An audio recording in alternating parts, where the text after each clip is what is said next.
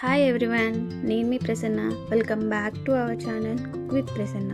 ఈరోజు మన ఛానల్లో తెలంగాణ స్పెషల్ బగారా రైస్ని సింపుల్ అండ్ టేస్టీగా ఎలా చేసుకోవాలో చూద్దాం రండి. బగారా రైస్ని ప్లెయిన్గా కాకుండా ఇలా మసాలా వేసి చేసి ఎలా వచ్చిందో కమెంట్ బాక్స్లో కమెంట్ చేయండి. వీడియోని ఎండ్ వరకు స్కిప్ చేయకుండా చూడండి. 2 గ్లాసెస్ బాస్మతి రైస్ తీసుకున్నాను. మీరు నార్మల్ రైస్ కూడా తీసుకోవచ్చు. అన్ని కడిగి అర్ధగంట నానబెట్టండి. మిక్సీ జార్లోకి బిర్యానీ ఆకు, అనాస పువ్వు, చెక్క, లవంగాలు, యాలకులు, జీడిపప్పు, గసగసాలు, ఎండు కొబ్బరి క్లిప్ మిస్ అయిందండి, అది కోర్సుగా గ్రైండ్ చేసుకున్నాక 1/2 కప్ టమోటా, పచ్చిమిర్చి, ఉల్లిపాయలు పేస్ట్ చేసుకోండి.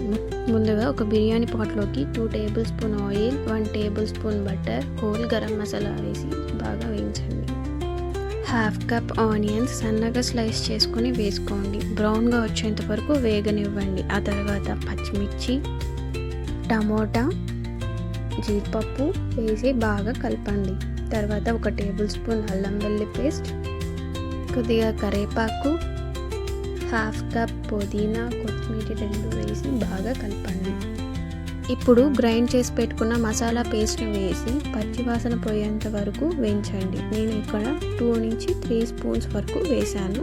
ఆ తర్వాత 1 గ్లాస్కి 1.5 గ్లాస్ రేషియోతో వాటర్ వేస్తున్నాను. నేను 2 గ్లాసెస్ వేసాను కాబట్టి 3 గ్లాసెస్ వేసాను. ఎసురు కాగాక బియ్యం వేసి 1 టేబుల్ స్పూన్ ధనియాల పొడి, సాల్ట్ అడ్జస్ట్ చేసుకొని 30 నుంచి 45 నిమిషాల మధ్యలో మీడియం టు హై ఫ్లేమ్ మీద పెట్టి ఉడికించుకున్నాక వేడి బగారా రైస్ని రైతాతో కానీ బిర్యానీ గ్రేవీతో కానీ సర్వ్ చేసుకోండి. ఈ రెసిపీని మీరు ట్రై చేసి ఎలా వచ్చిందో కమెంట్ బాక్స్లో కమెంట్ చేయండి. మన ఛానల్ని సబ్స్క్రైబ్ చేసుకొని మీ ఫ్రెండ్స్ అండ్ రిలేటివ్స్తో షేర్ చేయండి.